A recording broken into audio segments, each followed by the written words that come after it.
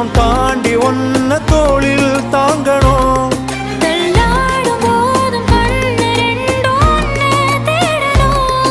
உயிர் விட்டு போகும் அந்த நொடியில் ஓருவம் முன்னால் வரணும்.